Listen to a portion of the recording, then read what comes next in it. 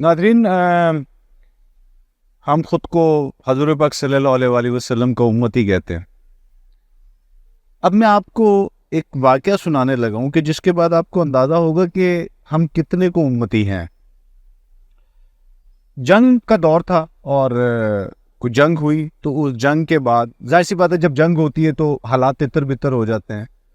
تو مسلمانوں کا ایک وتیرہ تھا کہ جو بچے اکٹھے ہوتے تھے ان بچوں کو کسی ایک جگہ پر کوئی ایک میدان بنا دیا جاتا تھا جہاں پر ان کو کھیلنے کے لیے چھوڑ دیتے تھے تاکہ جیسے جیسے ان کے ماں باپ ملیں تو یہ اپنی اولاد کو لے جائیں یہاں سے. تو ایک خاتون حضور پاک صلی اللہ علیہ وآلہ وسلم کی خدمت میں پیش ہوئی اور اس نے کہا کہ اس میدان میں وہ بچہ میرا ہے.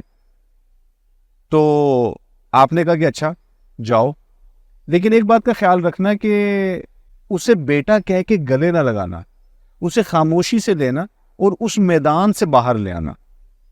اس عورت نے یہی کیا، وہ گئی، اس کا بچہ اس کو ملا اور وہ لے کر واپس آ گئی. تو واپس آنے کے بعد اس نے پوچھا کہ آپ نے مجھے اس بات سے کیوں منع فرمایا؟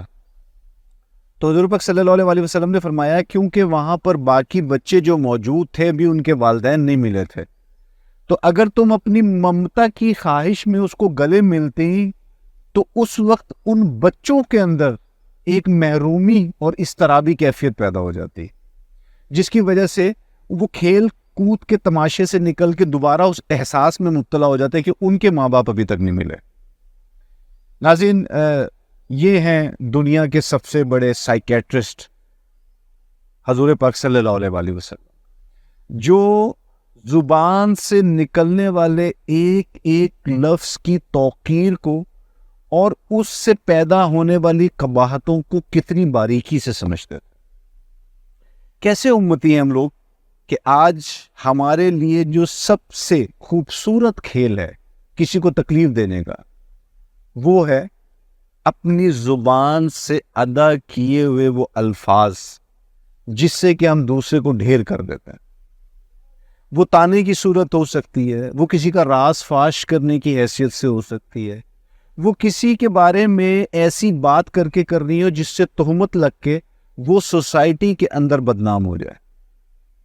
کہنے کو ہم حضور پاک صلی اللہ علیہ وآلہ وسلم کی امتی ہیں، لیکن ہم اس بات سے واقف نہیں کہ اس بغیر ہڈی کی گوشت کے لوتھڑے سے نکلنے والا ایک ایک لفظ کسی کی زندگی برباد کرنے کے لیے اور کسی کی زندگی سنوارنے کے لیے کتنا اہم کردار ادا کرتا ہے.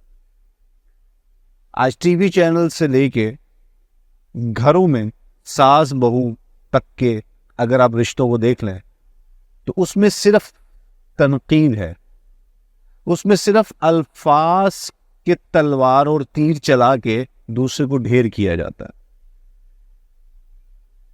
اگر زبان سے نکلنے والے لفظ کا تعلق اخلاق سے نہ ہوتا تو 1500 سال پہلے اخلاق کی بنیاد کے اوپر حضور پاک صلی اللہ علیہ وآلہ وسلم امین اور صادق مقبول نہ ہوتے.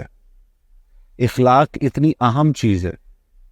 آپ کا عمل، وہ بے شک کافر ہے، مسلمان ہے، اور ابھی کافر کو تو چھوڑیے، ہم تو ایک دوسرے کے ساتھ رہنے والے، ایک دوسرے کے ساتھ دسترخوان پہ کھانا کھانے والے، ایک دوسرے کے ساتھ لین دین کرنے والے، ایک ساتھ میاں بیوی کے رشتے میں رہنے والے. آج بیویوں کا پسندیدہ مشغلہ ہے آپس میں بیٹھ کے اپنے شوہروں کی برائیاں کرنا، اور اسی طریقے سے مردوں کا بہترین مشغلہ ہے دوستوں میں بیٹھ کر کے اپنے کمرے کی راز کی باتوں کو بے حیائی کے ساتھ ڈسکس کرنا. منہ سے نکلا ہوا ایک ایک لفظ انسان کے کردار کو یا تو بناتا ہے یا بگاڑتا ہے.